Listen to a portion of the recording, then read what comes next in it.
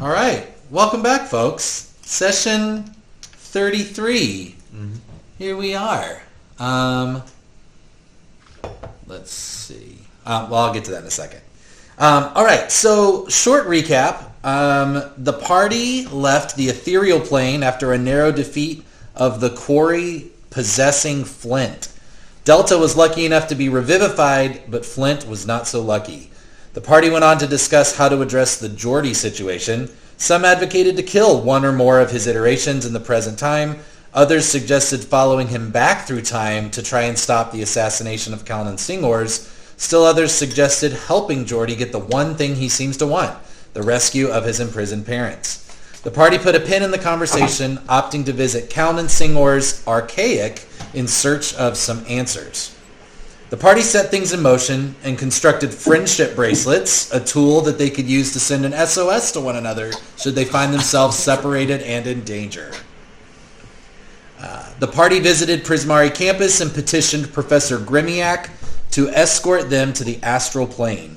He agreed, but warned them that the journey would be dangerous. The vast expanse of the astral sea is patrolled by Gith pirates, armed with weapons that can sever one's consciousness from their body. It didn't take long for the foreboding warning to materialize, and the small skiff was attacked. The party is mid-fight, having launched the captain into space and killing one of the 5 pirates. So, here is where we pick up. Let's see. I think it's this one. I also realized that I left my stat book downstairs. Whoops.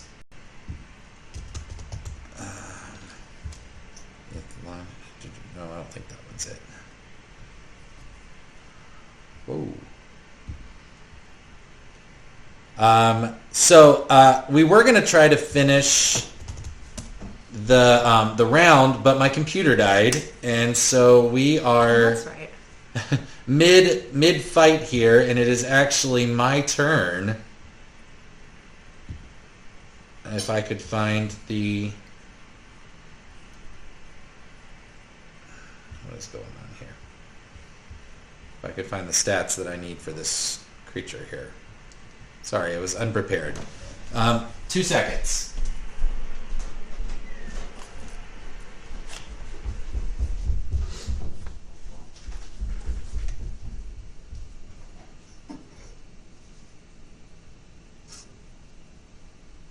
Hi, Happy New Year, everyone. Hey, oh, hey. Hi. Hi. Happy New Year. Hi, Rob. Hello. Here we go. Hello. Hello.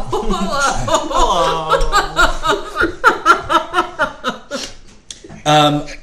One thing that I'm going to note is that I did not create these monsters specifically to try and get you. But these swords that they have, if I roll a natural 20 on any attack, they will sever you from the astral plane. And I want to give you that heads up in that I have material plane? For your body from, your soul and your astral projection from your body in the material plane. That has not yet happened, but I just wanted to, in all fairness, let you know that that's a possibility here. So, all right. Here we are. So, this is the skiff they came in on. You have set the captain ablaze. He is floating away with no hope of return because he is caught in a hypnotic trance, I think, by Garrett. Correct. And so he is pretty much out of commission unless he wakes up and is able to do something. So there are 1, 2, 3, 4, and you've killed one of them. So there are 4 remaining Gith here. And it is my turn. So I am going to 1, 2. Now, Ovi, well, shoot, I didn't remember where your actual body is versus your duplicate. Seth, do you remember? Doesn't matter. It's fine. Yeah. Okay, you keep track of it then. Doesn't matter. So, here we go. I've got some flanking advantage on Delta with this guy for a dirty 20 to hit. Are you human right now? I have this vague memory of you being a spider or something. Did I make that up? I have a vague memory of you being an animal that has 12 hit points. Yeah, I think she was a panther. That's right. I think you were a panther. And then But I think the Because then panther we died, right? Yeah, I don't I think... think you reverted back. Okay. Well, since that I hit, remember because you were like, because I was panicking about my hit points, and he was like, "My guy, like, You could be someone, something so, else." yeah, you and could then be I a- panicked to look, so I think I Like you aborted could be that a mission. T-Rex for crying out loud. Yeah, I remember that. all right. So, 9 plus 6, 15 points of slashing damage Okay. plus 13 points of psychic damage, and he's going to take a second shot. At me for oh my god. Okay. Yeah. Oh my god. So much higher. Natural 19 to hit. Okay. So that's 15 points of slashing damage again. And 13, well, rolled the exact same thing twice. Wow, 13 points of psychic damage. I went from 83 to 25 hit points in that one. All right. One down here is going to go after Hattie. Watch out. That's me. She passed from afar. Watch out, Hattie. Just blood. I need you to see what I rolled. She spits out Is a that the tooth as 20? she yells it. Is he? Yep. Oh no. Well, I rolled a yeet. Well, Okay, bye guys. Skeeter, Skeeter. So here's what it says. On a critical hit against a target in an astral body, the Githyanki can cut the silvery cord that tethers the target to its material body instead of dealing damage. oh man. Okay. I So think we'd probably rather just deal some damage. is this like I probably you could. die in the dream, so you die in real life? Yeah. No, I think it's just like, yeah, you have a live husk there back now. at Strixhaven, and then Yeah. your soul lives in the astral. So according to that, if you're ever severed from the astral plane, to reconnect requires basically a wish spell. You have Okay. that. We all do. Which you all do. And you know what? Yep. None of you have used it yet. So, Yeah, I'm going to do it. See ya. And feels we'll make some decisions here together. Let's see how this all plays out here. Let's go after Ovi or Ovi's duplicate. I'm not sure. Whoops, that's not. You know what? Hold that thought. I accidentally rolled with advantage, and I shouldn't have because they're not actually flanking. So to be fair, I'm going to re-roll and just roll my single one. No, it's fine. Just fuck me up. Make No. us have to do something. No, I don't want to win on a technicality. No, okay. You want to beat me fair and square. I really do. So, that is not a natural 20. It is a 15 plus 6, though. So 21 to hit. First hit is 14 points of slashing damage. Plus 9 points of psychic damage. Okay. Second hit, ooh, I don't think that hits. That's only a 12. No. All right. So So you're that still means in you're this. You're still in this. You're not untethered? You are Or not you're still- untethered because it was not a fair roll, and I'm going to play fair. Ovi, first hit to you is a dirty 20. How do we all have a wish spell? That was given to us with our cloak. Oh, okay. So you're targeting the one that's right there in the But melee. if you use it, Yes. you get expelled, supposedly. You everybody that sees that attack suddenly realizes that's an incorporeal person. That's the duplicate. All right, including the gift. Well, yeah, I mean, yeah, it does no damage, so I guess you would know that. Yep.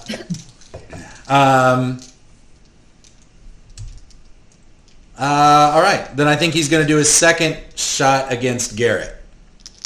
Once he realizes that's not really you. Bye, bitch. Natural 19 plus things. Can I... Wait, can I cast... No, it's not going to matter. Never mind. It's like 28 to hit. Yeah. All right, that one is 10 points of slashing damage plus Sure. 13 points of psychic damage. And then this other guy on the other side is going to make 2 swipes against you as well. It's over 20 for the first hit, Sure. and 22 for the second hit. Sure. All right. So first, I'll just give you the total here. 7, 14. Why are these people attacking us? They're pirates. Pirates First one is 20 points of total damage. Because they noticed our donks from a distance. or dogs? Yeah, pirates go after the booty. And then Okay. 30 I points. like the dongs, so 30 points for the second one, Brian. So total is 50. great.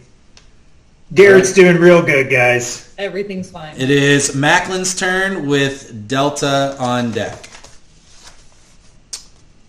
And we allegedly killed the worst one already. Alright, I would like to... Oh, I need you to make... actually, we said that didn't require concentration. The hypnotic pattern, right? Actually, I was just about to look that up. It is a... Maybe don't. It sure does.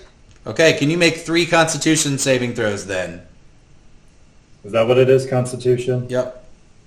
Great. I'm good at Constitution. 16. First one, good. What do I have to get over? It has to do... You either have to get over a 10 or it has to be over half the damage. So Okay. 10, 10, and 15. 18 on the second one. Good. Oh. And 27 on the third one. Great. All right, you're still holding it up. All right, Macklin, then Delta.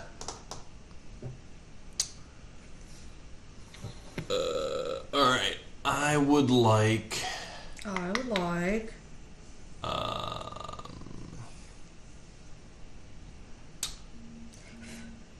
to create my Eldritch Cannon as a protector. Okay. And did we figure out which one of those Ovies is the real Ovi? Is it the one next to me? I'm not sure what's happening here. Whoa. Yes, correct. Okay. Sorry, I'm not sure what happened here. I gotta reload. No worries. Okay. Insert. All right, you want to do a shape here. Yes, and I would like to place it You're up here. between Garrett and Delta. So if I need to move a little, I can only place it, I think, 15 feet away from Like here? No, yeah, kind of right there. Okay. Would be great. And then anyone within 10 feet of it gets 1d8 plus 4 of healing. All right. So that would be all 4 of you here. Hattie, Delta, That's fake Ovi, yeah. Yep. Hattie, Delta, and Garrett. You can roll 1d8 plus 4 healing. And then let me What does it look like for a cannon to Oh, yeah. heal your people? I want it to look almost kind of like a baptismal font, like a fountain of youth. Okay. Like a very ornate metal chalice with like a glimmering... So it goes from like a cannon to like a little fountain type like situation. nose ups and has like a... Okay, got it. Cool. Cool. Alright. And then...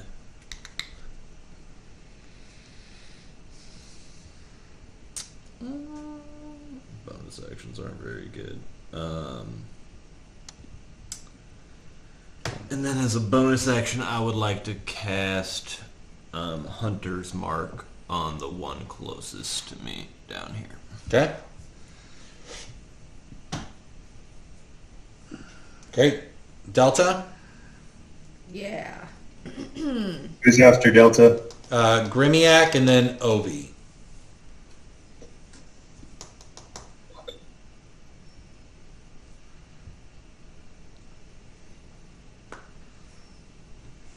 Okay. I am going to throw my spirit totem out. Okay. We're going to do the bear. Okay. So everyone within that radius gets 15 temporary hit points. All right. And what's the radius on that again? Sorry. 60 feet. Everybody gets how many? 15. 15 temporary hit points. Everyone on the boat. That is nice. Well, just the allies. Right? Let me just for kicks tell you, because I did have this written down.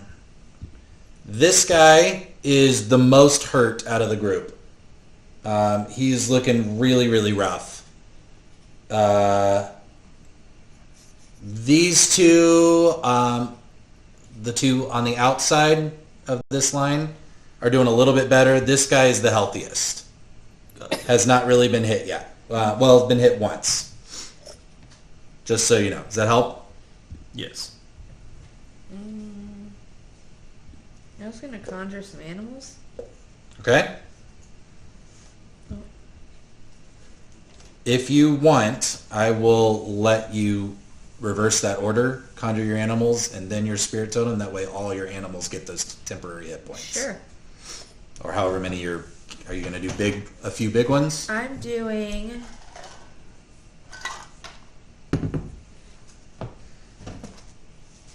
Well, We can share this if you want. I have it pulled up here. Okay. Freaking giant seahorse. Come on. Hey, you are in the astral plane. I mean- I would let you do that. Why not? Do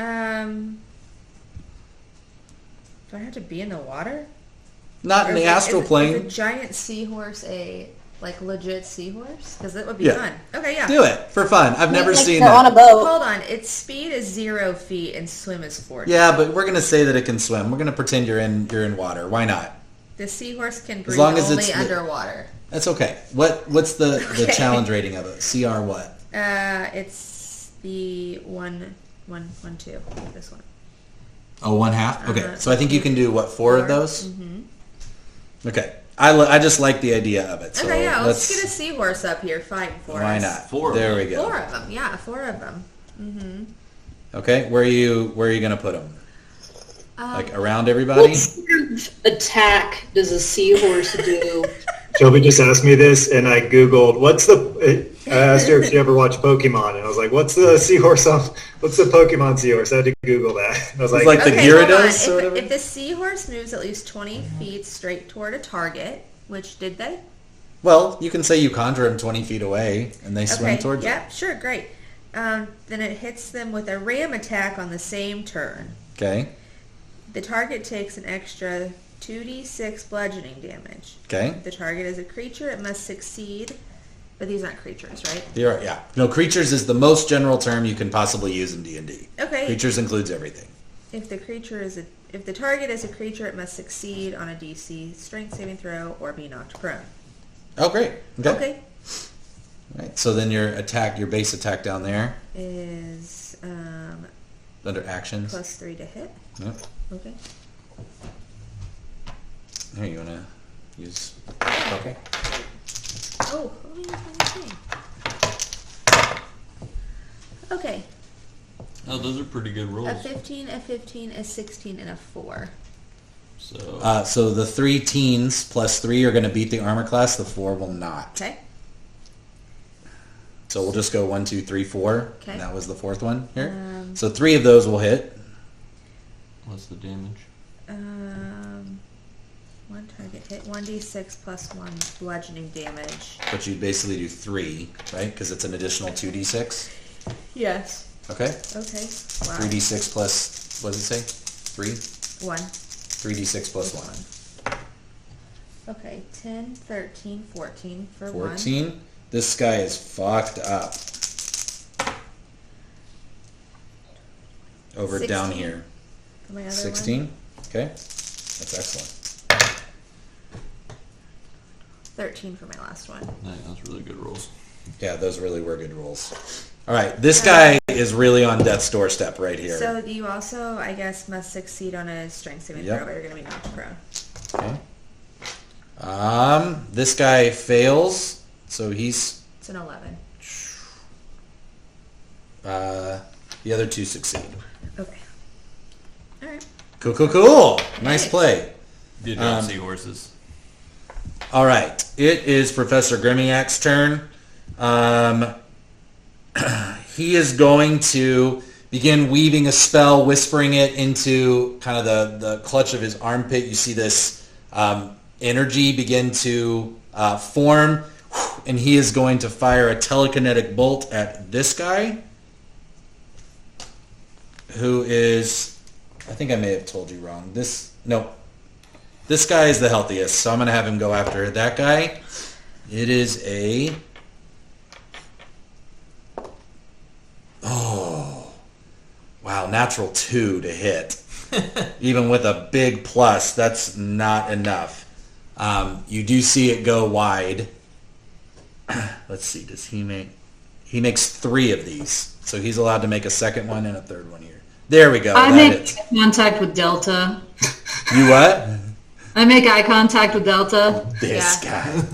What's, All right. What's up? The other 2 do hit. Fucking guy. This fucking sucks. All right, so each of he's going to fire one at the middle guy and one at this guy. They each take 8d6 force damage with the telekinetic bolt. Let's see, 7 and 8 is 15 plus 3 more. 15 plus 8 is 23 points to that guy. Nice. This guy also takes... I'm just going to average it out. They take a pretty significant amount of damage. And he's going to try and make his way up here to draw fire away. He will interpose himself between Hattie and this guy. Holding out his hands. You hear him screaming at these guys in this guttural, strange language, but it feels very commanding and diplomatic kind of at the same time. It is Ovi's turn and then Garrett. Okay. Illusion Ovi is going to strum on his guitar, doing a little bit of aerial thing. And a pulse of light's going to go out. Everybody in our party can get... Oh, dang. Well, 13 healing points of healing. And then for that was bonus action. For my action, real Ovi would like to be within 10 feet of the guy flanking.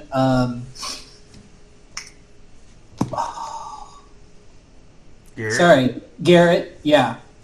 Okay. So just move down. No, that's fake Ovi. Okay, Real got Ovi it. over by the grouper. Okay.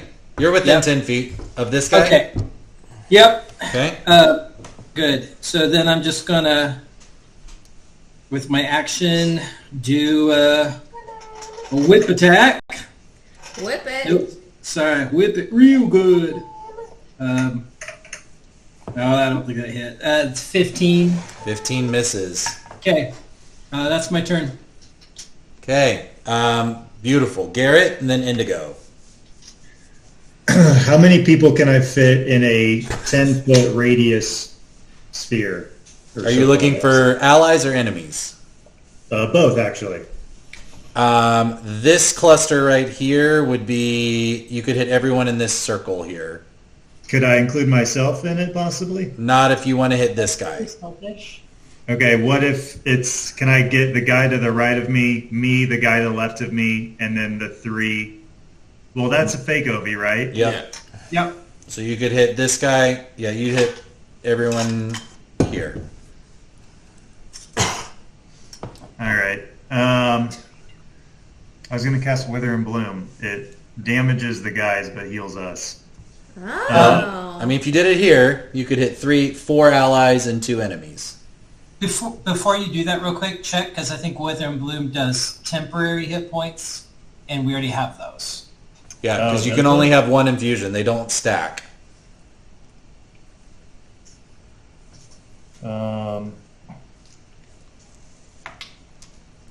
I could be wrong.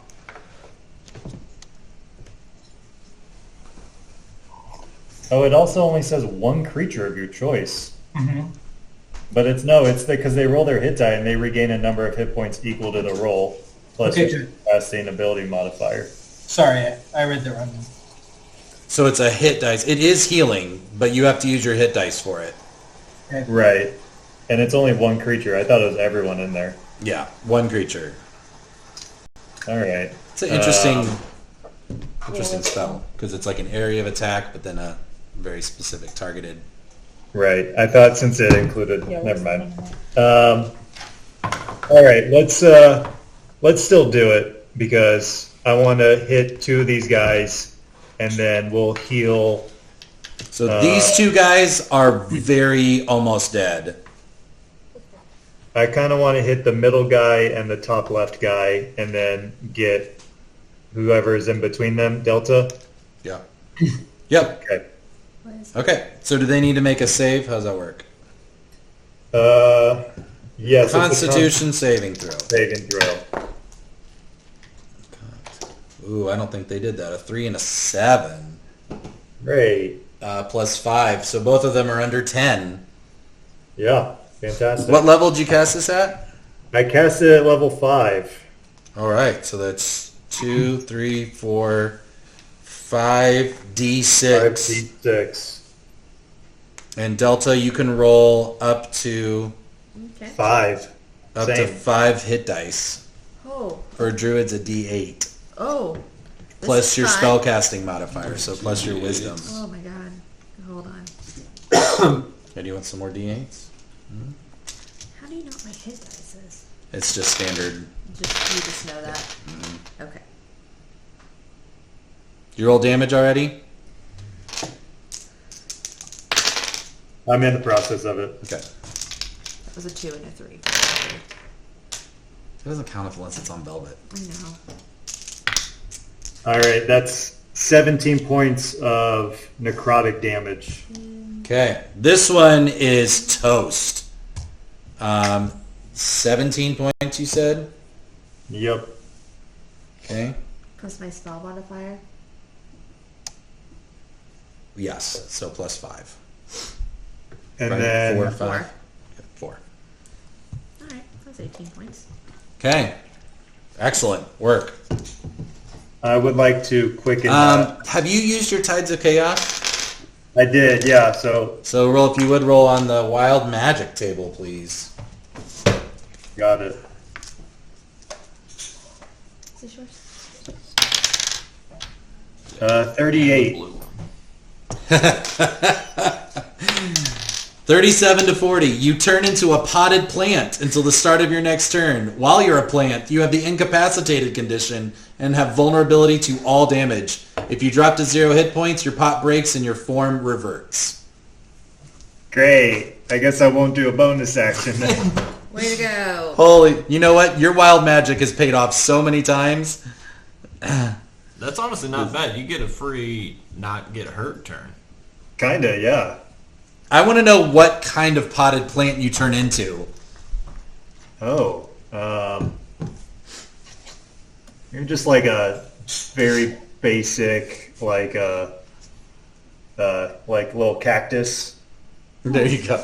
Like you don't need to give a lot of attention to it. It's just gonna do its thing. I really wanted it to be. What is it when you? What's it called when you cut shapes out of the trees? Bonsai. No. It'll hit me in a second. Topiary. Topiary. Thank you. Ooh. Yeah, just a hedge of Garrett. Right. I was gonna miss Mid the bonus sound. action. It's a hedge that's shaped like you. Oh, there we go. All right, Indigo and then Hattie. Okay.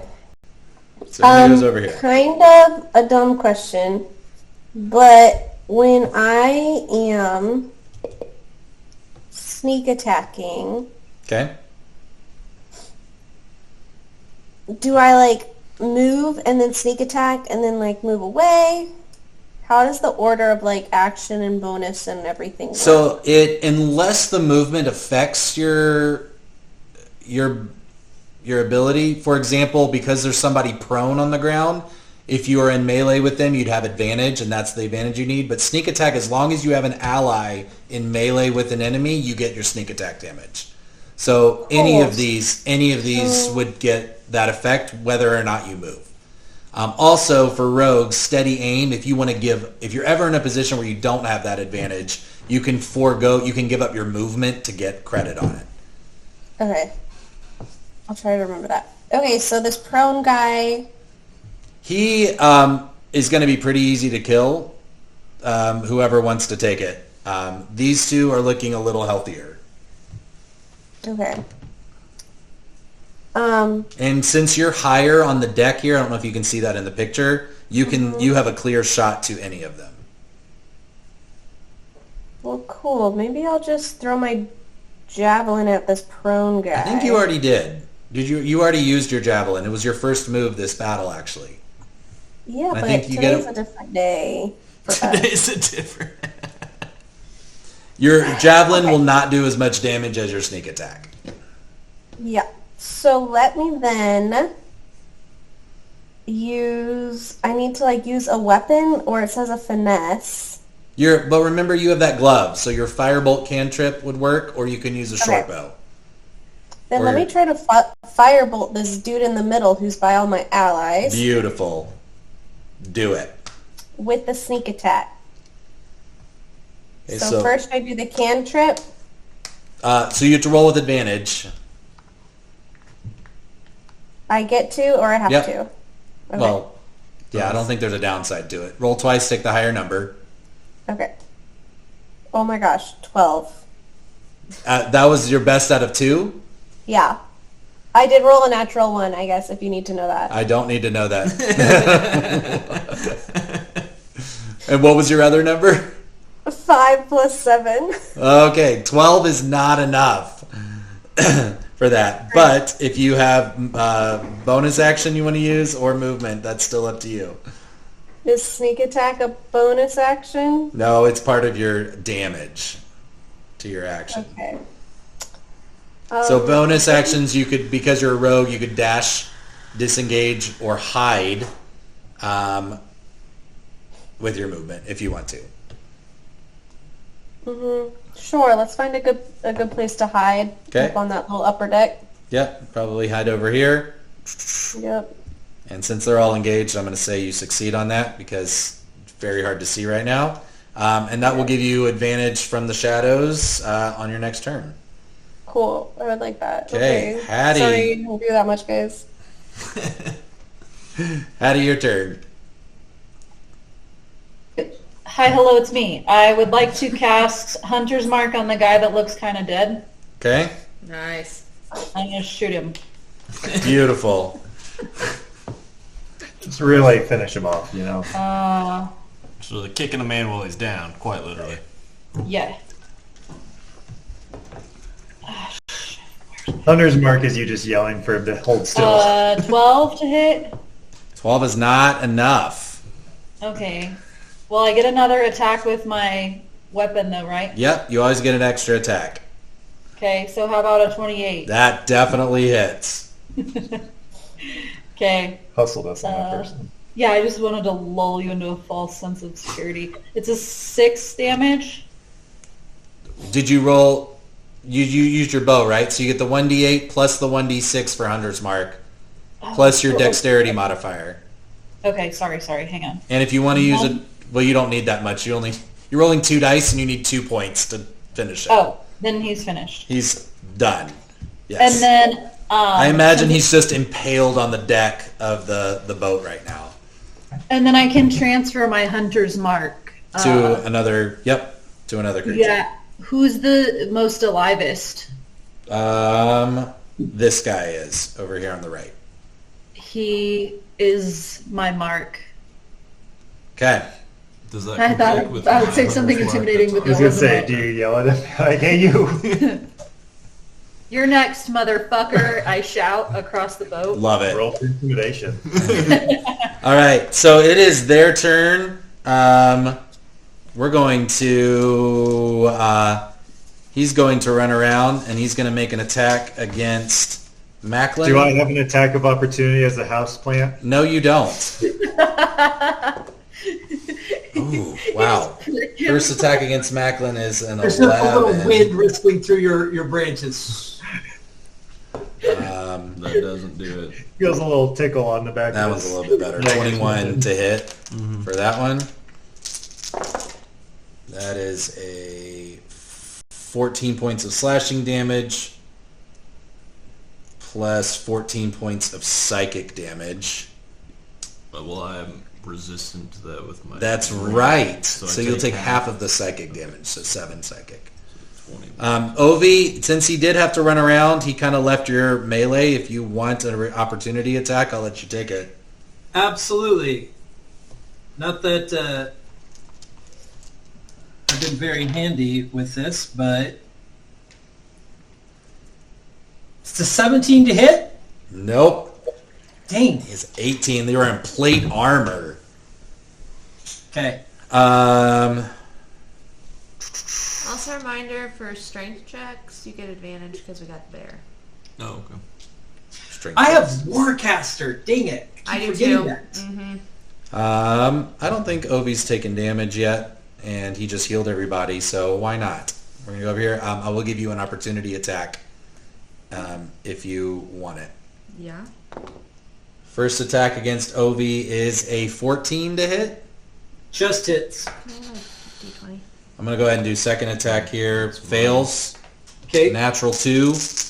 Okay. So damage, oh, wow. 2 2s and 3 1s. All right. Nice. So that's 4, 7 plus 3, nope, 7 plus 6. Nice. 13 points of combined damage.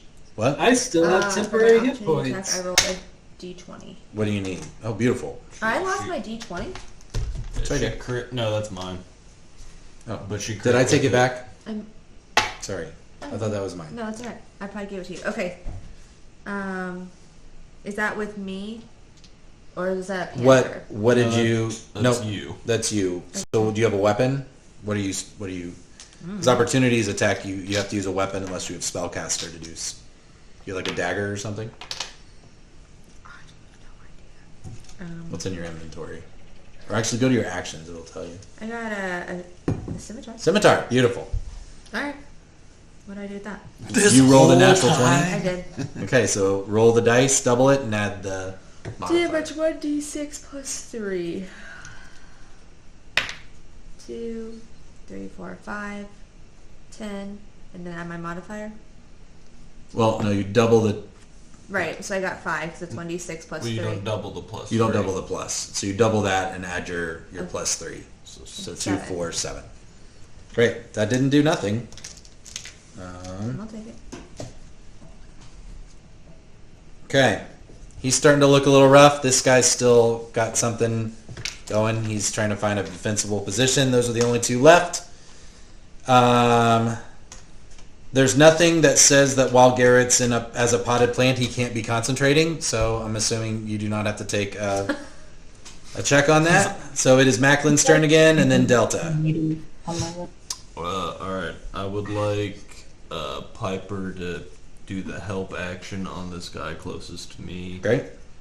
And then I'm going to try to shoot him with my laser rifle. Beautiful. Now you're point blank range, so you do it at disadvantage. Even though I'm proficient in firearms. You have all ranged opportunity weapons. attack, back me up 5 feet. But if he gives you advantage, it makes it a straight roll. No, these dudes' AC is too high. I'm going to miss with that advantage. Okay. So I'll let him hit me. All right. Let's see. He does hit. 15 plus 9. So that's 12 points of slashing and 10 points of psychic halved. So 17. Alright. And then yep, that's why we do advantage. That'll 24 work. to hit. Yep. And then So have you used this yet? I think I used it the day I bought it, but What is it? it's a laser rifle we got at the Quandrix thing. Nice. This is definitely. I mean, the this place is to definitely a break Die out. Hard Straight- moment, right? So it's Yeah, like, yeah. ooh. right? Yes. It is unnecessarily large. It's been strapped to my back this whole time. And don't forget your hunter's mark damage as well, Yes. Alright. which is a one extra d6. 14.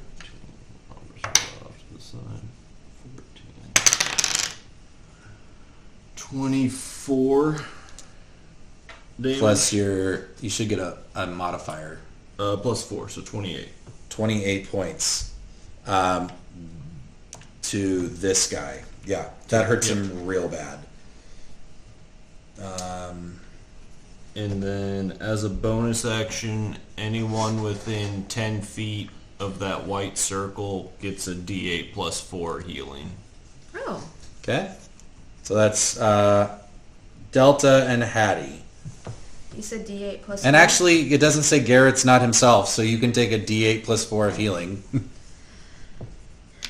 Pyramid's ass to ass. Beautiful. Anything else? No. Okay, Delta's turn, and then Grimiak.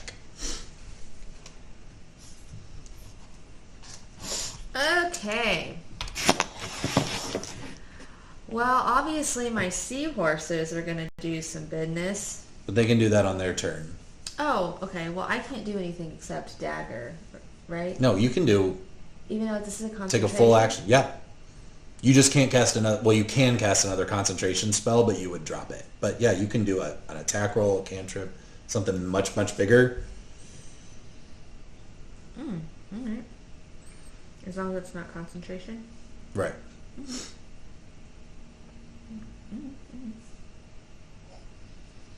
It was not fair. Okay. Then it's fine. I'll just if I produce a flame, can I throw it? Mm-hmm. Yep. Okay. So look at the bottom of it. It'll tell you. It is like a fireball. I think, right? Does Oh, produce yeah. flame have an attack component to it? I could be thinking of it Yeah, differently. no, it does. If I produce I'm thinking it and I of create throw bonfire. Yeah, if I throw it, it ends the spell, which makes sense. but make a ranged attack, right? And you're not 11th level yet, right? Are you 11? 10 or 11? 10. You're 10. So it's 2d8 of damage. All right. I'll do the one closest to me. Okay. I gotta roll. D20. Oh my God. 5 plus whatever. No, that's not enough. 8. 5 plus 8. Nope. There you go. All right, seahorses. Yep. How far can they move? I don't know if these can reach these guys this turn. They have 40 swim speed. Oh, do they have 40 swim speed? Yeah, All right, 40 then I'll say swim that they speed. can if you want to make 2 attacks, please. Ah. Finish up. Okay, that was a 7. It got Mhm. knocked. Yes. Yep. Okay, so I got an 18. That was a 14. Yep. So I'd say 2 of them hit. I'll give you a hit on each one of them. How about that? 11 plus 8? Or no, sorry. It's the giant thing is only plus 3, right? The giant Yeah. seahorse. Okay, so then... Yeah. So I'll say you get 1 hit on each of them. Which is... Oh, you said a 1d6, right? Okay. I gotta find my seahorse stats. 1d6 plus 1. Well, and I will say the 2 of them did move over 20 feet, so you can get the extra 2d6 on both of those hits. 7, 8, 9 for 1. Did you add the plus 3? It doesn't have a plus something to the damage? 46, or 1d6 plus 1. Plus 1, right. So all of that plus 1. 6, 7, 8, 9. Uh-huh. Okay. And then 4. Am I doing the 2d6 again? Yeah. Ooh, that's good. 10, 11, 12. 12. This one's toast. All I right. want my seahorse to just... I don't know what sound a seahorse makes. Let out a whinny. Oh, I'm sorry, what? Oh, Let out like a gurgly whinny, like Feel under like a the horse water. whinny. Like, but a majestic one. But the seahorse equivalent. Ah. Maybe workshop that. I don't know. All right. Can it ink? No, that's octopus. I know, but like, can it? You should have just slurped it through its weird little seahorse mouth. Just There we go. Grimiak, seeing that this guy's almost done, and seeing that the captain is continuing to float away, is going to cut off their means of escape and use his 2-3 telekinetic force beams to destroy their skiff. And not so much that you couldn't go loot it, though, when this is all done. Because I want somebody else to get the glory. It's Ovi's turn. He has Boy in my 5 face hit needs to points. make Intelligence saving throw. DC 16. Not even close. Natural 4, 9 total. Okay. He takes 27 points of psychic damage and is incapacitated. Great, he done. You see He blood dead just dead. start pouring out of his nose, his ears. He drops his sword and crumbles to the ground as you start to see his head almost swim with all of this psychic damage. And that is your last enemy. Boom. Boom. Boom, boom. Yeah! boom. Way to go, team. Well done, team. Wait, you go loot the boat? You Then? loot the boat. You absolutely can loot the boat. Enda's gonna get and go over there. And Immediately, like, we're all Get standing it. over the bodies and just, like, sailor style. Whoosh. Yeah, it's nothing for her. On the boat are, now you won't be able to necessarily take these back. Well, I'm going to think of how I feel about taking stuff back. There are 5 silvered swords, 5 sets of plate armor. I don't know who's going to count all of this loot. On the boat is 20,000 gold pieces Wow. that they have in the hull. Wow. In various forms of treasure, including Diamonds. hey, do we see Diamonds. Indigo take this out? I will say you find 3 diamonds that are applicable for Revivify. I am taking the diamonds. Don't anyone touch. Add that to my inventory. What's 20,000 divided by 6? Oh, you want to make it divisible by 6? No. Divisible by 1. just expect you to open your own LLC and just give us loans whenever we need them. Right? I mean, yeah, I can keep it safe. Don't worry. At a very high interest rate. Right. It's 3,333.33333. There we And did go. you say we can't take this out of the astral plane? I'm going to let you take it out because I want to. So Yeah. you can take these weapons and this money with you as long as it's on. Actually, if you put it in the bag of holding that you have, several, I think one or more of you have a bag of holding. I'll say it can appear back with you in the material plane. So 5 swords, 5 sets of plate armor, which are going to be worth something. I'll also say, if you care, there is basically a pirate flag that is virtually undamaged. If that kind of has a crest on it that would be unique to this particular band, if you care. Yeah, I care a lot. Yeah, I think we should fly that from our ship to let other pirates know that we're cool. Like don't pirate a pirate. Be cool. Right. Yeah, it's pirate code. Pirate code. Yeah. I don't think let's fly it, but let's hold on to it and hang it in our dorm rooms. Oh, we can hang it up in the pub. Oh, yeah. Oh no, In things my are dive Create bar. our own trophy room. Yeah. Yeah, things do just That's better than hanging up these dead guys' clothes. Yeah, that's where we need to put our skeletons is Anything just disappear. anything you want to do before or while you're traveling the last leg of this voyage? I want to ask the professor why he's so fucking bad at combat. Remember, he did kill the other guy. He's I a know. teacher for a reason. Can we ask Andy was driving. Professor if he's got maybe some healing potions or help us out with some of these wounds? A spell, mayhaps? You know, he actually doesn't have healing magic, and no, he doesn't have that ability.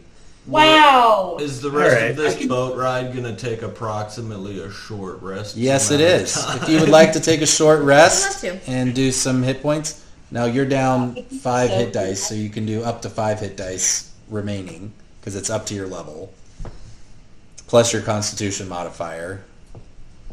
If any of you want to take a short rest and heal up, you are welcome to do that. Okay. Yay! I will say, though, for 42 seconds after the end of the battle, there's still a potted plant in the middle of the boat in the shape of Garrett. I thought it. Indigo's maybe a little worried about that, honestly. Yeah, I think I'm gonna go pick it up. So 1d8 plus 3 is my... Like give it. But a 1d8 is your give hit it a die, Christmas so you can do present. multiples Shake. of that up to 10. You've already spent 5 I, with the spell. Don't think I can react. I thought it was just for 1 turn, Jimmy. No, 1 minute. Ah! Jimmy, how does dawn work in the astral plane? I mean, it's magic. So the dawn rises. You create a entity, an event horizon that creates a dawn. Okay, can we do that? Can we create? I mean, it's perpetual twilight here. So there's really no night. There's really no day. There's really no I just need sun. to, There's charge really my no javelin. moon. To do what? Charge my javelin. Oh, interesting. Yeah, you can do. I mean, do you have the dawn? Oh, you have from the bottle. Is that what you're talking about? The sunlight It from the just bottle? says, you can only use it, you can't use it again till the next dawn. Oh, so that's more of a time thing than an event thing. So Oh. it's If we use the sunlight in the bottle near Garrett, does he grow? Oh. Are you guys gonna water me? I would say the equivalent of getting hairier, right? He sprouts more leaves, buds, and whatever. He like leans toward it. Yeah. Okay, that's cute. I do that. Oh, thanks. As you continue on, Grimiak kind of starts to give you some directions to help repair some areas of the boat. Because if you'll remember, they lodged a projectile at the boat before they arrived, and it did do some damage. But the skiff you're in is still quote unquote seaworthy, skyworthy, whatever. And he congratulates you all on some excellent spell work. Of course he does. He talks to you about you can always be prepared, but in the moment you really have to react and respond using your instincts. And he acknowledges that you have clearly progressed in a single semester more than he could have possibly expected from first years. So you have a big pat on the back from Grimiak. As you begin to kind of reach the end of your journey, in the distance, kind of floating in the whole, I want you to picture the whole like that's no moon, that's a space station kind of phenomena. You see in the middle of this astral sea some kind of rock formation appear on the horizon that starts off as a pinprick and slowly gets bigger and bigger. As you get closer, you see that the rock formation is moving.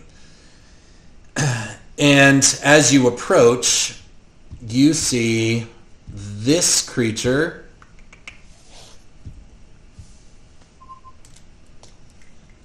A gigantic multi-armed slate gray being with a horseshoe magnet in place of eyes, a revolving sphere held aloft between the two magnetic-looking arms.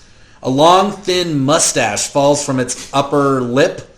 4, sometimes 5 arms are in near constant motion as one hand writes complex math equations in blue light into space. Another manipulates a hunk of material into intricate technology and then devolves it back into some raw form over and over again. Is that Gal? What? The creature appears to be muttering to itself, and as you approach, you realize the creature is not alone. Sitting at its many feet is an individual recognized only by Garrett. A tall, thin, human-looking man dressed in a turquoise trench coat, a garish top hat ordained with peacock feathers sticking out the top, fingerless gloves, hold a beautiful cane, and a glorious mane of wavy turquoise and blue hair is laughing alongside the enormous creature. And as you get close, you hear them chanting something together until all of a sudden the creature explodes into a spectacular array of colorful lights. Oh. Its booming voice and that of the person with it join in raucous laughter together. And as the skiff nears, this creature, I want you to imagine, I imagine he's the same size as like the Epcot globe, right? He is an enormous creature compared to the individual next to him and to you all. But as you appear, this booming yet tinny voice addresses you. Oh, well, welcome the Tat Pack. What a pleasant surprise! It was only a 7% chance that you would come to see me, and here you are, beating the odds. 7 is 5, and 5 is 4, and 4 is cosmic! And you see his body explode again into this disco ball of light as he devolves into laughter once again. The dapperly dressed... Go ahead. I was going to wave and be like, Gal! And then kind of run up to Gal. The dapperly dressed man turns his attention to all of you, throws his arms in the air in enthusiasm. Lightfoot! What a splendid surprise! He takes a step into the void of space, but before his foot falls, a plank of light appears, creating a stair of sorts. And 1 foot in front of the other, these light bars appear as he walks towards you over the expanse of space until he boards the ship. As soon as he boards, his entire body shrinks down to the size of a halfling, everything but his hair, which stays big and magnificent and flows off the top of his head in this sea of turquoise and blue waves. And he throws his arms around Garrett, pats your cheek. He's got multiple rings on. And he says, "It is wonderful to see you. I trust that you are the Prince of Campus by now. Oh. Having some big adventures, are we? Spreading the love, eating desserts before dinner, traveling the multiverse. Tell me everything." I mean, it's been crazy. I did not expect to see you here. What are you doing here? Oh, I come and visit our friend on occasion here. It's always a good time with the Master of Numbers, isn't it? And you hear the creature, I mean, its multiple hands are kind of all, coming out of all parts of its torso. There's not really a clear front or back to this creature. And one hand goes back to doing these complex math equations, and one starts doing these kind of light geometric figures, and then it just keeps working, but its big head does swivel toward you all as he says that. And he says, he says, "It is always a wonderful time to visit with Gal Prismari and all of the wonderful friends. You have been such a pleasure to watch. And there is a 4% chance that you are here to ask me for magical gifts. A 2% chance that you are here to ask me to confirm the existence of a snarl inside of Dean Taurus. There's an 11% chance you're here to ask me about the former and current drama between the dragon founders of Strixhaven. A 19% chance you're going to ask me about the Demigoth Titan heading towards Strixhaven. A 37% chance you're here to ask me whether I was indeed assassinated by Jordy Knackles. And a 27% chance you are here to ask me for insight on all the various confusing clues you've been finding. 27 is 11, 11 is 6, 6 is 3, 3 is 5, 5 is 4, and 4 is cosmic! And you see his body once again explode in this disco ball of light. And Gal looks at him and slow claps once again. When that happens, is he like...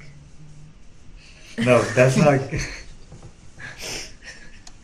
That was the creature, to be clear. Oh, yeah, not Gal. Okay. I asked Gal, I was like, sorry, this is Calnan, right? Does he always look like this? Oh yes, most of the archaics take on gigantic forms, and they all are inspired by the lives that they had. You will know archaics are the oracles who have since passed. They're all over the multiverse. We're all with Garrett during this whole situation. Oh yes. And please, Garrett, please do introduce me to all of your friends. Sorry, guys.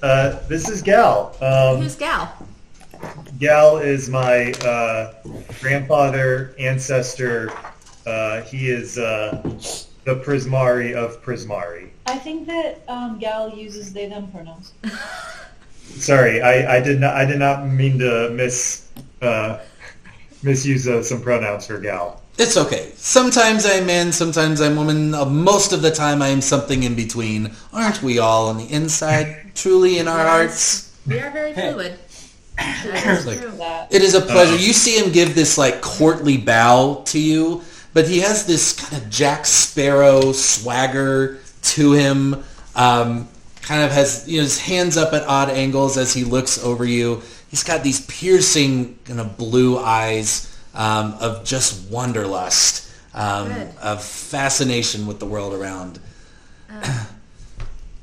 Yeah, Gal is who brought me to Strixhaven and told me about Strixhaven. I really want to capitalize on that 19% chance that we were going to talk about a demigoth. Do we feel good about that? Yeah, I definitely would like to talk about that. Yeah. What I if we think. do all the things and ask all the questions? Yeah.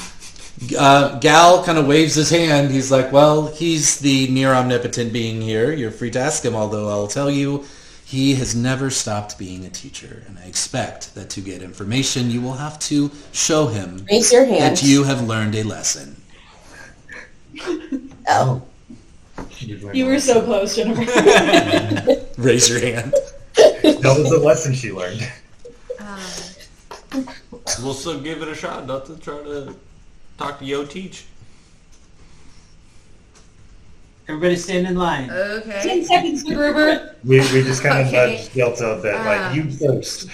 I mean, like, this guy is big, right? Huge. Like, Yeah. Colossal. Do you want to, like, fly up to, so you can be, like, eye to eye with him? I kind of do. Okay. Can You I fly fly up. that high? Sure. Will Yeah, we you be can able fly to pretty hear much you? anywhere. This is the reading rainbow. baby. Fairies. You can fly. Okay, well, I go up to his eye.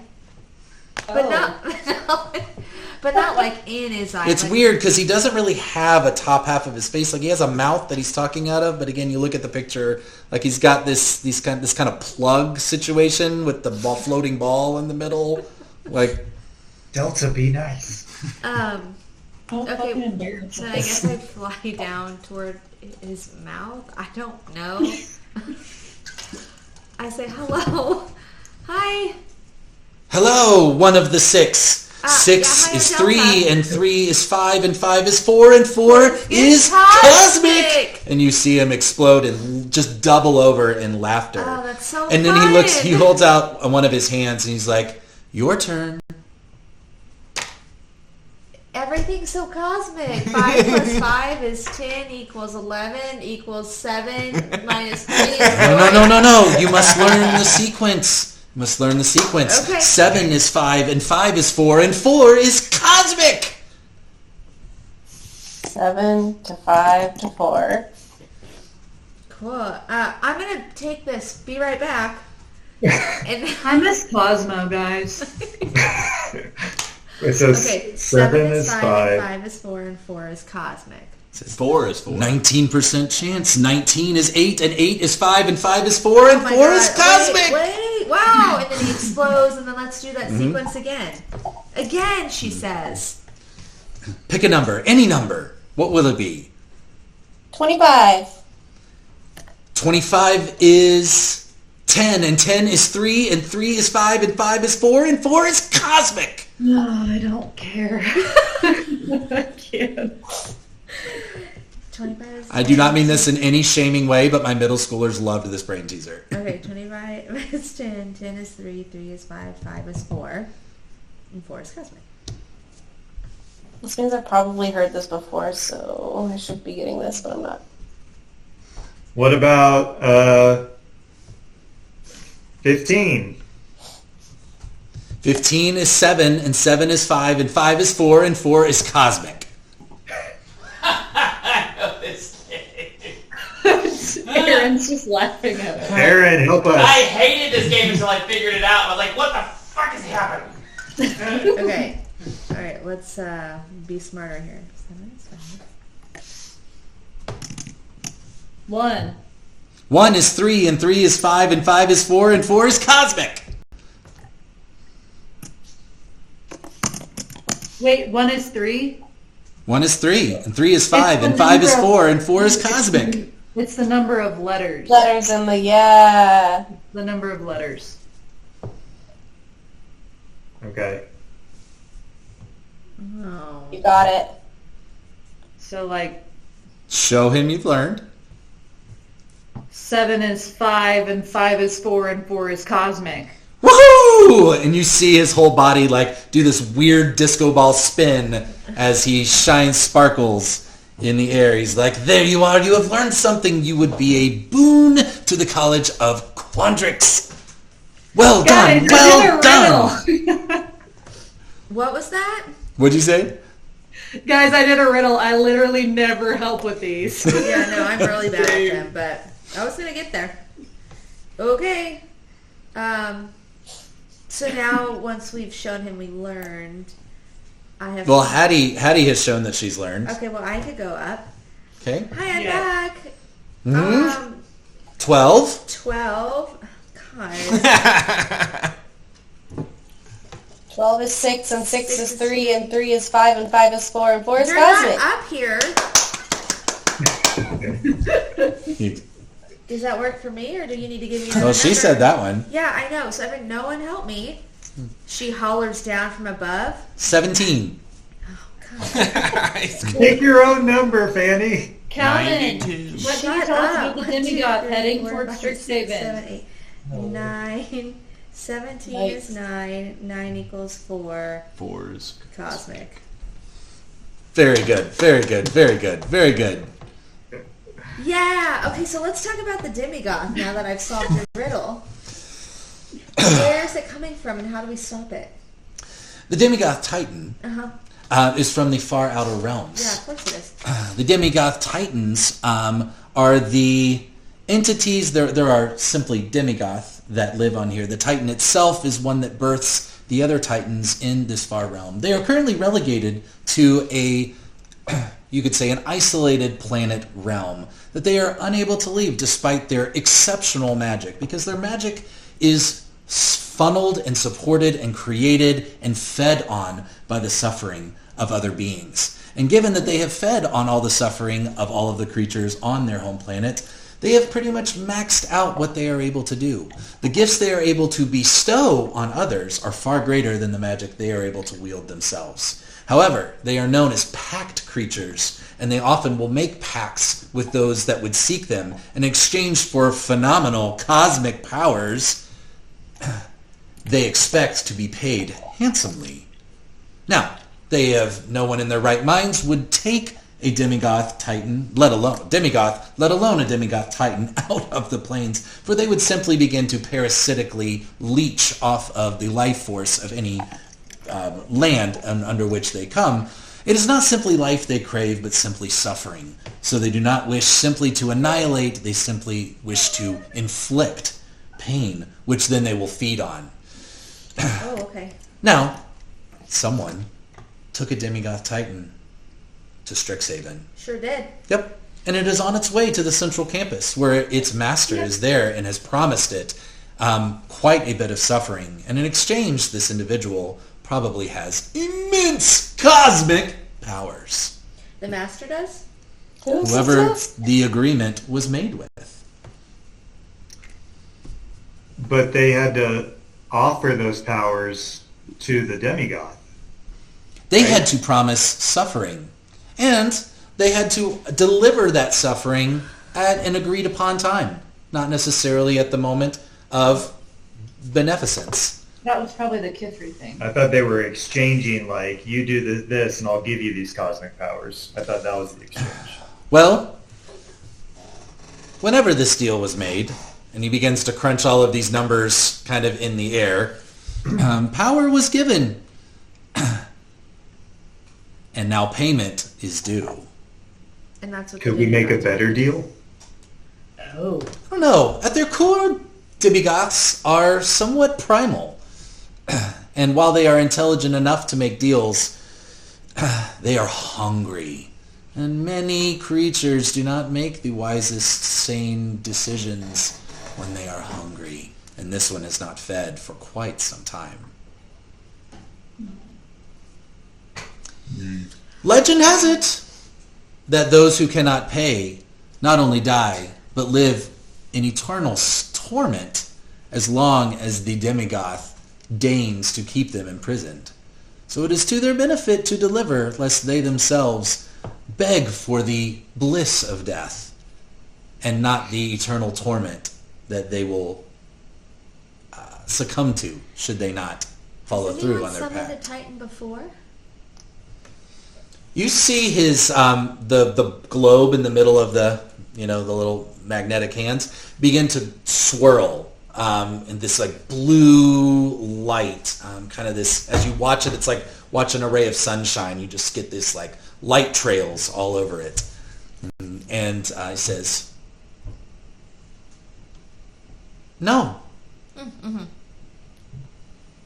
The consequences. So if we were to offer the demigoth the person who did not deliver on the promise, would the demigoth go away? Wait, who didn't deliver on the promise? While the demigoth might get its recompense, its appetite will not be sated by such. So you can imagine it would be more of a both and, not an either or. I'm just thinking of like take umbrage out to the forest to the centaurs type of vibe, but it sounds like that won't work. Yeah. It's a good idea. I raise my hand and say, 10 is No, 3, no, no. 3 is 5, 5 is 4, 4 is cosmic. Very good. You see him explode in light again I as he love that. laughs. He is so excited you're learning. How does one defeat a demigoth titan? Are there weaknesses? All creatures have weaknesses.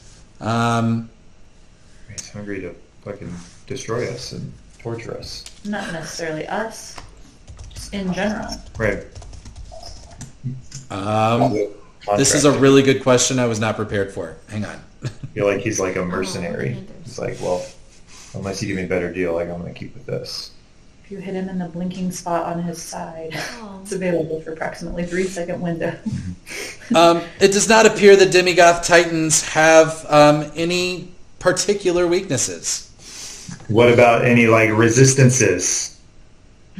They are immune to psychic damage, Great. Good to know. and they are immune to being charmed and frightened. Yeah, that feels right. Guys, I will not be able to hurt this thing at all. All right. Well, you can be there for moral support. Get out your bow and arrows or something. I'll heal. Shit. I don't know if I have shown you a picture of this. This is basically what it looks like. A demigoth titan. That's frightening. Nice. Yes. And it, like I said, it is 100 feet tall. It was taller than the trees that Delta saw in it. Do you have any idea who at Strixhaven might have been powerful enough to summon the demigoth? Yes. Would you share that information by chance?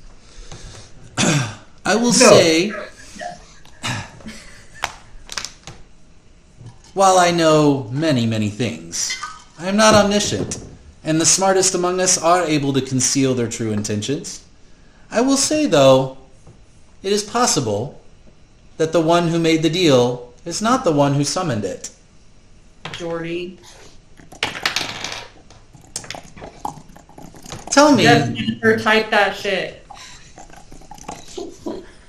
you there, Wood Elf, That's, well, unfortunate. 13 is 8, 8 is 5, 5 is 4, 4 is cosmic. Lights. All of that, yeah. My question, I try to look respectfully over at Prismari. The founders seem to have an agenda for us. Jordy seems to have an agenda for us. What happens if we don't play this game? I won't be part of your system. You see him wave a hand, and all of a sudden, blinders and ear protection is on Galazeth. He can now neither see nor hear his response to this. So consider this a private conversation with Calnan at this point.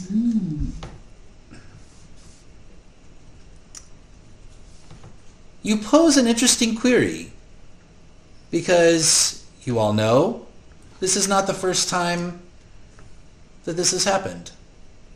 However, everything that has changed has made this the only thing that has happened. And he puts before you, Ovi, a blank sheet of paper, kind of conjures it in front of you with a quill. He says, draw a shape. Draw a shape? Just draw a shape.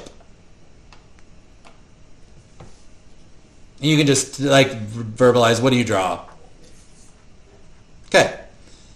He says, and now he waves his hand and a piece of tracing paper comes over it where you can see what you drew.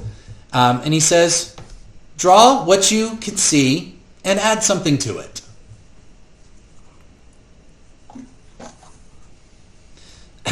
The original then goes up in a smoke of flame. He throws another piece of tracing paper over it. He's like, draw what you can see and add something to it.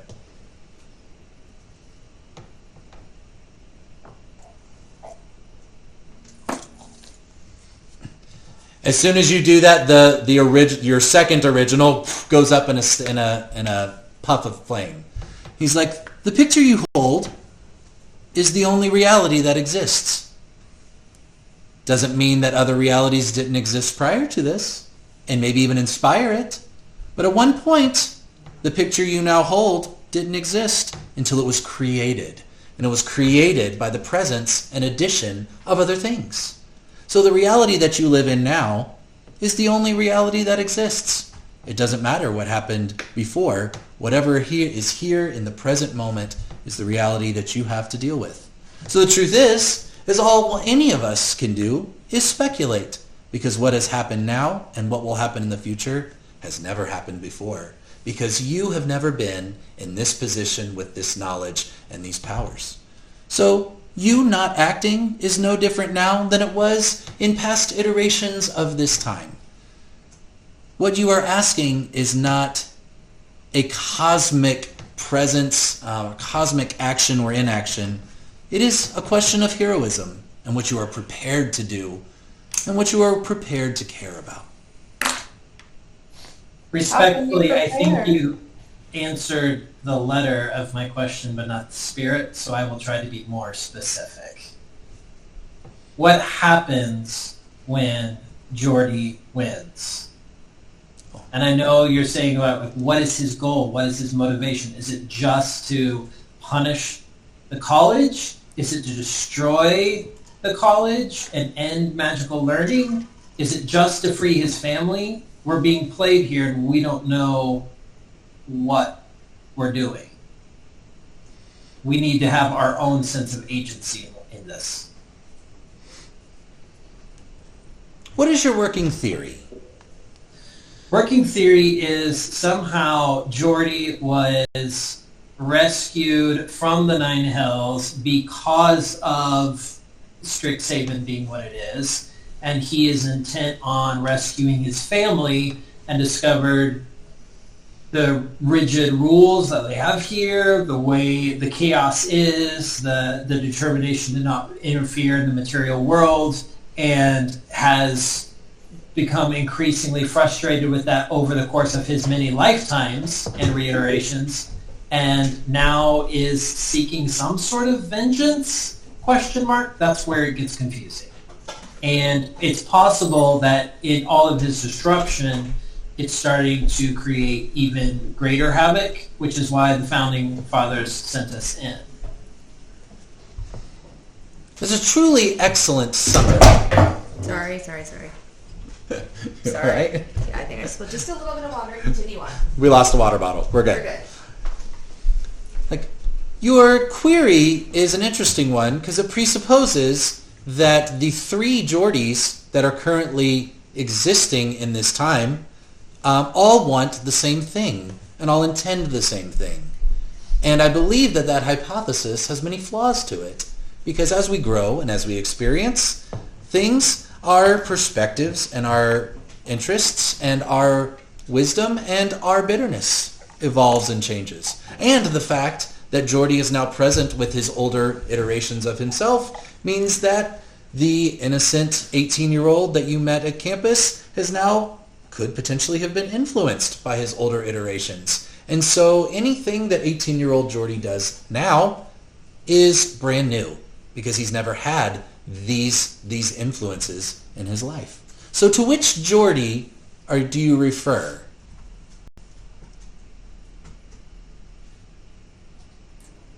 I guess primarily the oldest Geordie, because he's the one creating most of the problems. It is possible we could influence the youngest. I don't know about the middle. I think Well- the middle one is the... So the oldest Geordie, in your reality, the oldest Geordie is a professor. He's 40 years old, and he is the one who assassinated me when he was 25. Now, I can tell you that he and I had a lovely chat where we discussed his predicament with his family. This was 100, 200 years ago that we had this conversation. And at that point in time, his family was not in the captivity of Asmodeus. That has happened more recently than that. And quite frankly, I was neither in the existent time to act, nor was I prepared to follow through on that being my purpose. As a matter of fact, what I did instead was inspire and challenge him to continue to grow and continue to learn. Because there is a presence of evil and rightness and goodness that exists in the world around us. There is a value and a need for community, such as yourselves, for power singularly held is exponentially multiplied when you have others around you towards that given end. Geordie wishes to liberate his family. He also expects many to assist him and do it for him, and he lacks the patience to grow and do it himself. This answer was unfulfilling, and before I was able to react, he had planned an ambush, and he was able to kill my being and my essence, which is here. Which has allowed me plenty of time to continue learning and continue to growing, because 40 is 5, and 5 is 4, and 4 is cosmic. Beautiful. Does... Couple questions. Are Geordie's parents in captivity in this reality? Sadly, they are. Where are they? Yeah, Exactly where you would expect. The last known location. You see the globe in the middle of his thing begin to spin wildly. It says, it appears that they are still held in the clutches of Asmodeus behind impenetrable fields, guarded by some of the biggest and most powerful demon lords, there to serve out the rest of their days in service to the great Lord himself. And these are the parents to young Geordie. To all Correct. Geordies. His DNA remains consistent. Did Young Geordie would have been the most recent to see them. his parents get saved in previous realities? No. They've never been saved. No. Oh. Is there a way to save them? He begins to pull out a couple of hands that start doing all of these calculations. And he says, there is a 0.00026 chance of their survival should they be saved, and should one be able to enter the domain of the Devil Lord himself. So saving his parents is not. That sounds like a no for me. But wait, what do we know about Geordie's parents? What can you tell us about them? What is their vibe? Why are they targets? What if they're bad people and they should be captured? Can you tell us about them? Oh. When you say bad, what criteria would we be using? Is there some moral code I that you would don't- like to impose? No, I don't subscribe to that. I just really want to know like what kind of people they are. I don't want to get Why into are that they- with you. why I are just they want to know imprisoned? what you can tell me about them. Why are they? Like, why are they in prison? Do you know that? I believe they were chosen at random because the Devil Lord himself wished servants to both punish and eternally torment. So they did nothing to get this. They just were randomly picked? I mean, I cannot see everything that happens, and despite my great power, the Devil Lord himself is The devil? near godlike in his existence, and all I can tell you is that the Devil Lord is very smart and very arrogant, very vain, and exceptionally powerful. Okay. In general, why would you say people? Under what criteria? Because he is, at his core essence, evil. Yeah, that feels right. Okay. Um, Do you know them? Like, do you know anything about them personally? Any tidbits? Their names, their occupations. You know, their names and identities are stripped from them when victims are put to slaves are put to work in the Devil Lord's service. I don't even know if they know what their names are. Aw.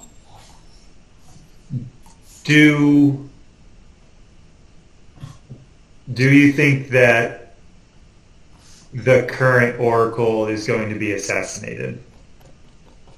You you were see assassinated. hands come back up again, and as you look over your shoulder, Garrett, you see Gal standing there. He's got his arms crossed, and he's kind of tapping his cane. He's not bothered. He doesn't hear this. But you remember the conversations that you had, for Jadzi is an oracle of Prismari.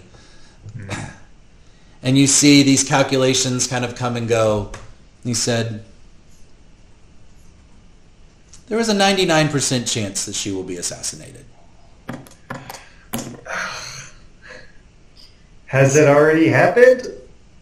I Yeah. mean, is there like a timeline as to like when this is going to happen? They're infinite. We've never ways. been here before. Yeah. All probabilities have pointed towards that eventuality in every timeline. Well, You guys If I'm just not have the mistaken- Tevideo, right?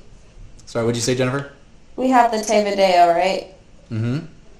And the Deus Oro and the Rapax Inanus, right? Mm-hmm.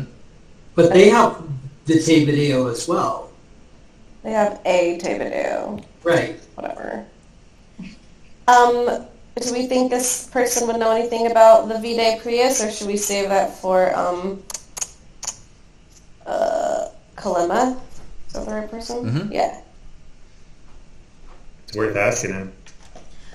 Does stopping the demigod Titan affect the outcome of Jordy's parents? I have probability. Okay. I don't have knowledge of the future. What's the probability? They are, as near as I can tell, unrelated. Okay. Okay. What's the probability that the people in this group will finally agree to help me rescue my perhaps maybe boyfriend, who is a really fantastically strong ally? Like 100%. non-zero.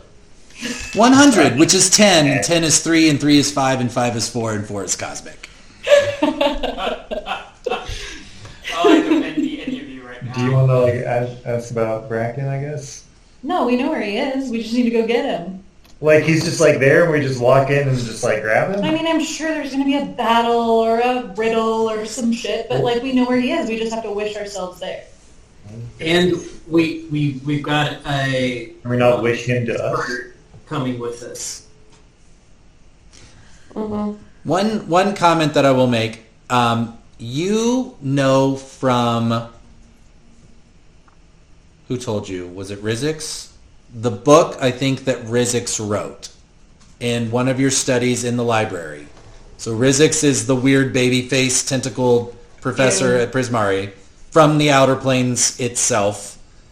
That one entity was observed on the planet of the Demigoth Titans making a deal, and it was a male humanoid figure. So you would remember that from your research. But you said whoever made the deal isn't the person who Not necessarily. Brought it to Arcavios? Right. Arcavios is the planet that Strixhaven is on. Or the dimension, or whatever we're calling it. How could someone make a deal or like order a demigod titan without being the person who made the deal with them? He looks at you. The creature looks at you as like this is a moment to challenge your critical thinking skills. He's like, just like, tell me what your working theory is. 4 is cosmic. 10 is 3, 3 is 5, and 5 is 4, and 4 is cosmic. You're gonna lay awake at night being like, 15 is I mean, if they're hungry and it's basically like a trade-based situation, if someone offered a better deal, you would think that then potentially they would have the power, right? Well, I don't think the person who summoned him offered him a deal. They offered him suffering. So and let's clarify our terms here. We've said summoned a couple times. Transported. Yes. Like gave some kind of passage. Broke out of jail. Right? Yeah. So I just want to make sure we're talking about this the correct way. I think that maybe this like Sphere of Annihilation and the Rapax Inanus might be a good way to like get the Demigod Titan TF out of here. Uh-huh. What do those things do? They get Demigod Titans TF out of places. Massive damage. Sphere of Annihilation is As legend. in, just like gonna murder it. Is it psychic damage though? No, it's force damage, which is the worst kind of damage. Do you want to ask about the Tevadale? Or the... What, is that what happens when they get everything together as a sphere of annihilation? I have no idea. What was your question? How do we get a sphere of annihilation? Is that when we get all the things together? It No, the exists. Sphere of Annihilation is kind of, I think Hattie kind of knows where it is. It's in the negative plane. Oh, okay. Is that where Bracken is? You have to go get one. That is Oh, where cool. Bracken is. Double whammy. Let's do that next. Oh, wow. Wow, guys, what a fucking neat idea! I'm all about saving Bracken now. Wow! I'm so glad. We're trying to go to a place that has a sphere of annihilation. How are we going to not be the annihilation of that? You guys are... Because that is what Hattie's necklace does. Is it gives you okay. control to levitate and move with your Okay. mind, the sphere itself. That's very cool. I hate you guys so much. Just to be clear, I still don't want to go. So does this? Drew, ask him about your stars and stuff. Ask him about your wiener. Oh yeah, I suppose I should do that. Your stars. Isn't that your type? Yeah, Velamachus and Vicor sent me here. Oh god damn it! 7 is 5, 5 is 4, 4 is... There we go. Yes. You see him burst into light again, interrupting you. I'm just like, yeah, okay. You got this. Don't speak unless spoken to by. Dr. V, Professor Velamachus and Professor Vicor told me to come speak to you. They said the divination is wrong. The time has affected the stars. The stars don't know which to predict. They're slowly working their way back to what is, but the stars are natural and physical, and time magic is a beautiful perversion of that which is supposed to normally happen. So the stars remember the other times. The stars don't know which time to speak of. Okay. That doesn't mean that they will not right themselves. A singular event affects the stars and what they're doing, and what is happening is being affected by the past and the present and the future. But that sounds like divination every day. That's nothing different than the stars are Spoken like a true child of Lorehold. Nailed it. So what is Do you this? think we'll need like the Vitae Prius to do that? He begins to do these calculations. He says, your chances of success will grow exponentially with the collection of the items of the Cetera Opus. What is the probability that we win this and that we defeat Jordy and his Oh, plan? wow. Real end game question there. Yeah. Rolling that 24, you fool. If you would have asked us at 7:30 tonight, it would have been like a real one. It's like, I make it a point not to predict the futures because your decisions, whether they are made with or without this knowledge, are still your own. And I ask you, what would you do if your chances were better or worse? Would you abandon the quest to which you've been called? No.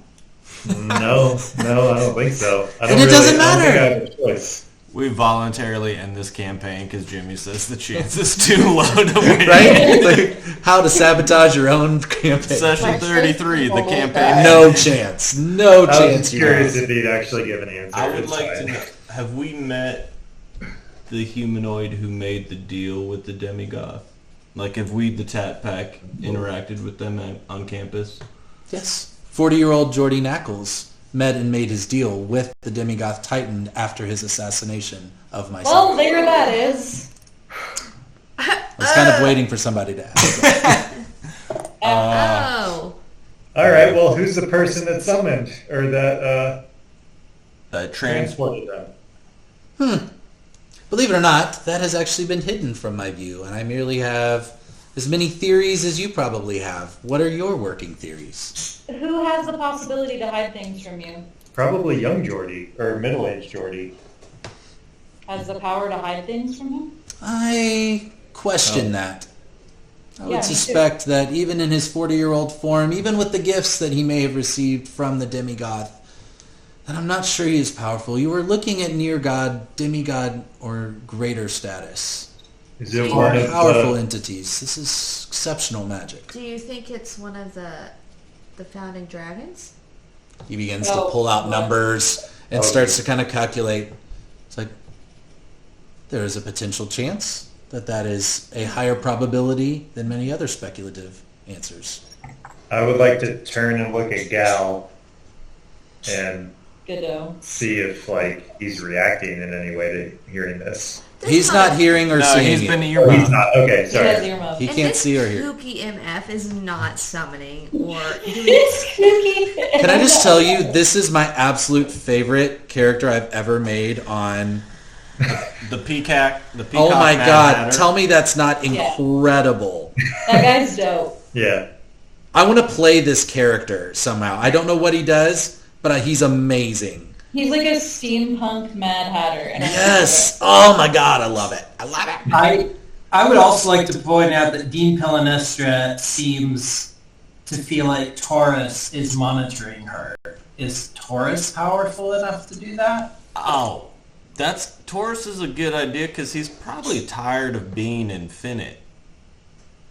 You know, like he could have that immortal curse of wanting to just end it all, and this demigoth might be the only thing that could actually do it. Oh. Really? We think that this building thing is I the mean, one he already that's- has a snarl within himself. Where are all the snarls? There's 3 of them, right? On Strixhaven No, but- campus? There's one on each campus. Oh, okay. In the You were mall. told that there's multiple snarls. There's multiple snarls, everyone. Yeah. So you have the ones that we've talked about to date, The there's one like at our opening ceremony, Uh-huh. like right? In the biblioplex, the big one, right? Didn't we see one at Witherbloom? That's Gran, the pink skink. Yeah. I feel like I know the one at Prismari. I thought we saw one when we were. What's the one where we did all the portal jumping? Didn't Yeah, we see one Prismari. there? Okay, yeah. Yeah. That's what. No, you No. haven't discovered one on Prismari yet. Oh, okay. We saw something else. You found Yes. one in Casimir's crypt, Yep. right? The candle, Oh. small one there. and then What the first? and then you told us one that Taurus has one. I mean, Calnan just told you that there's a chance you were coming to ask him about that. Yeah. So ask him. Towards the snarls. Wasn't there one? Where's the sandy place? It's like where we first went for Lorehold? Lorehold. Mhm. Isn't there one in Lorehold that we found? You haven't found one yet Okay. there. Okay. Yeah, we don't know lore holds or... Snarls are where we Saying can you use haven't our... found one yet. That does not mean that there's not one there. Well, there's one on every campus. Why do we need to find all these? Why don't we just Well, they're ask just him? places of, like, intense magical power. So if you wanted to do something outside of your current means, a snarl may or may not. It is also Like, the only just way like your your wish die. tattoos will grant you your wish spells. You have to be in Yeah. proximity of Oh. a snarl for those to work. Yeah. Hey, bud, can you tell us the location of the snarls? Oh, wouldn't that be cheating? Can you give us some really good, strong hints? Yes, there is one deep in the bowels of the pillar drop at Lorehold, Oof, love deep in the bowels. in one of the caverns there. Okay. There is one in the Fury Gale, which is the wild magic zone between Prismari and Quandrix. There's one inside Taurus itself. There is one in Casimir's Crypt. And there is one that has been infused with a creature known as the Pink Skink that roams Witherbloom campus. In addition to the one in the Biblioplex. Pink sink? Pink sink. Thank you so much. That's very informative. And we may not have access to Casimir's script anymore after certain shenanigans, so. That one's probably out of reach now. Burn that bridge, baby. Down a pillar in where? Lorehold? Yep. Yeah, And pillar I'll drop. go ahead and I'll tell you this. It's in Cavern 1247. Hey, I know that number. Why do you need to know that? Like, why is that not a secret? He's telling you all these answers. He's got nothing to lose. I know you're not omnipresent or omnipotent, but how much longer are you an Arcanic for? Well, one hasn't died yet. Fair, yeah. I expect as long as magic exists and there is information to learn, that I will be here for quite some time.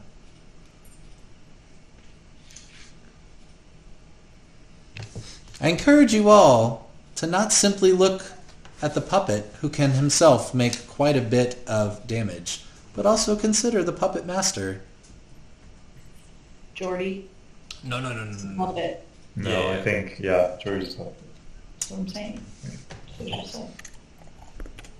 would make sense.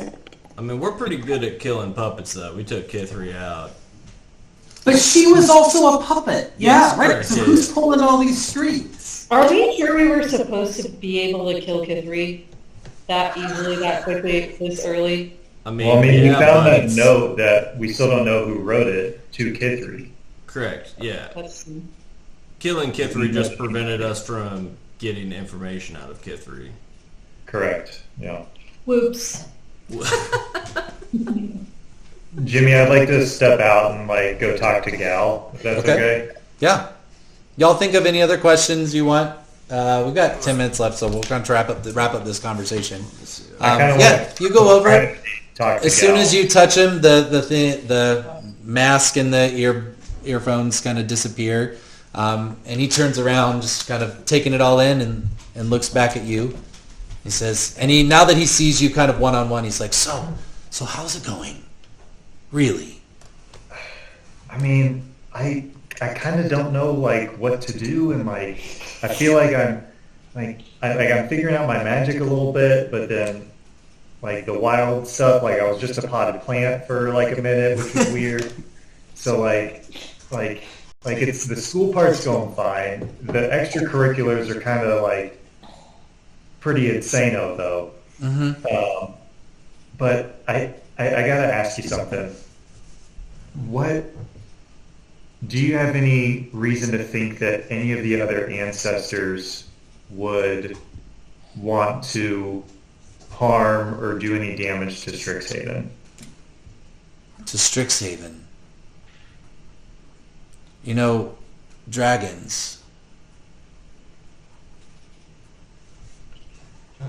are predictable. But none of the 5 of us wish harm to Strixhaven.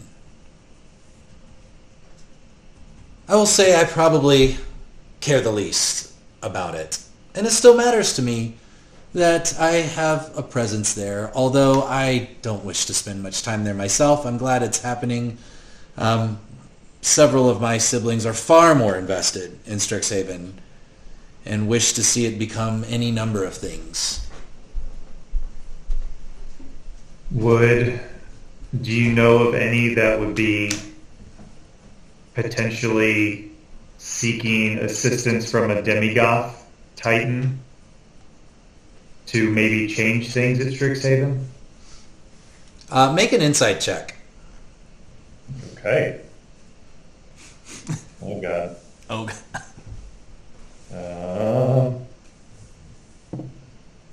Oh hell yeah. Insight is 24. He doesn't know. He kind of takes his gaze off of you and kind of looks out into the expanse of the astral plane, considering this theory. And you get the sense immediately that he's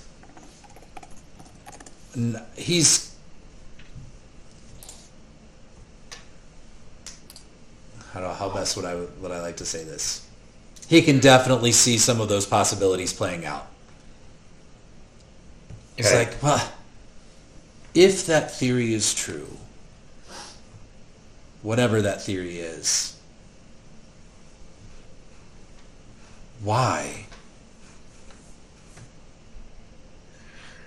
I don't know. I mean, it seems like some of the ancestors aren't happy Derek, you with... make me sound old. Sorry. Some of the dragons aren't happy that maybe Jadzi is in charge as the Oracle, and they want someone from their own school as the Oracle. The race for the Oracle, is Hank out there? No, she's trying to see if Seeing it's it's snowing. snowing. The competition for the Oracle is intense. I will say Tana doesn't seem to really care and put a lot of pride in that. Her hoard is her ideas, which she shares liberally with the world. Velomachus loves fairness and order and balance and surprises, and I don't think that he has a problem with the fact that it was Prismari's turn to represent the school as an oracle. You know, I think it is pride. It's only my second time ever having an oracle in place, and Jadzi, while human and will only serve for a short period of time, is lovely, and she shares our sense of adventure. My other 2 siblings might be taking this more seriously than most. Shadrax and Belladros certainly take a lot of pride in Strixhaven in very different ways. Shadrax is in it for the glory and the pride and the prestige, and believes that any presence he has from the Silver Quill College itself gives him greater standing and influence with the gods, a part of which he wants to become. And Belladros has never represented, Witherbloom has never been represented as an oracle, and I can't imagine that that's not eaten away at her for so many years. Justice for Witherbloom. Do you think they'd go so far as to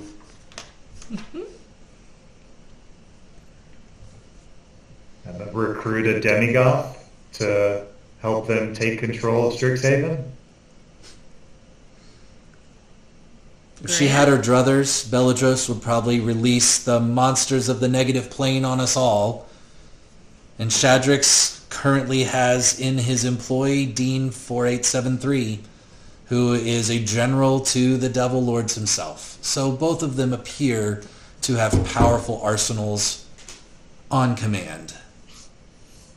It's a game that I simply have no interest in playing anymore.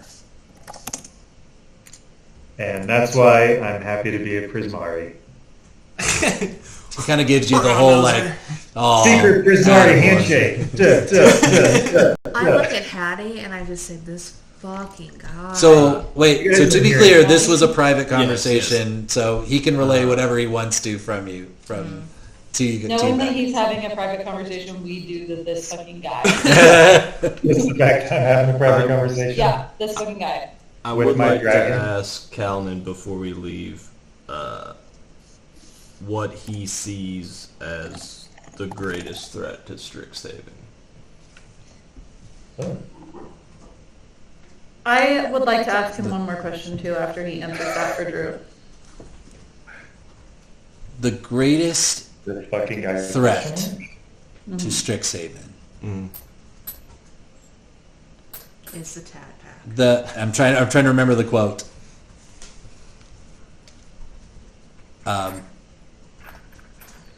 The only thing necessary for the Not success trusting your of friend. injustice is for good people to do nothing.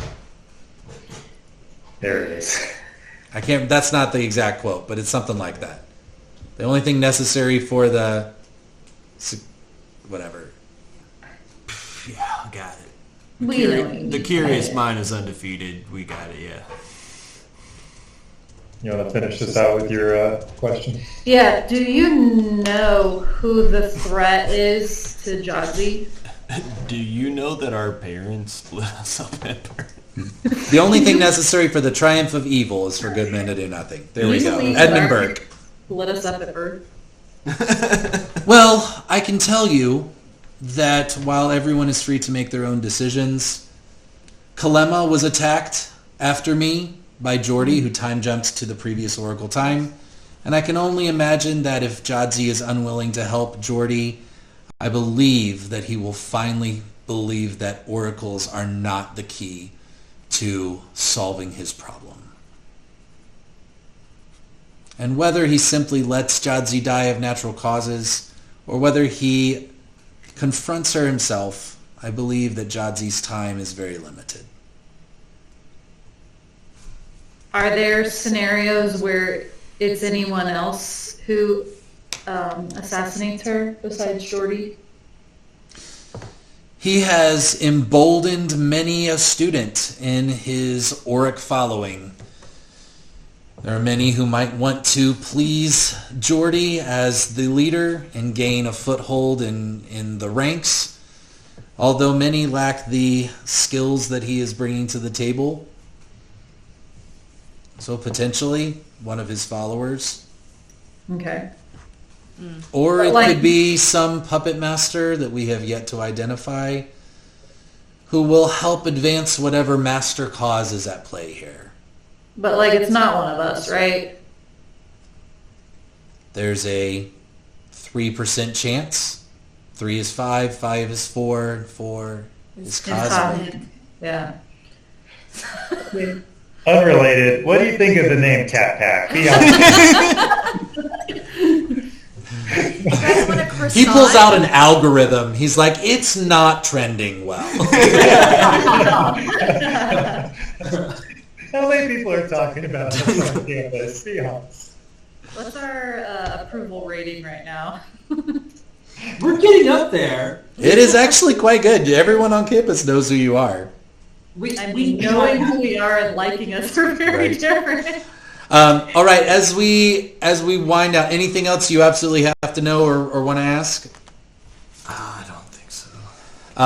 You are able to get back in. Gal says farewell to all of you. It was a pleasure to meet you. He wishes you the best. And you see him kind of teleport, planar shift away to go off to his next adventure in the plains. Your travel, you don't need to necessarily travel back to the astral city. You can simply tug on her. end your astral experience and you will show up back in your bodies in Grimiak's office on Strixhaven. You can keep all of your money and the spoils from your looting. And when we get together next, am I understanding I should prepare for a negative plane situation? Okay.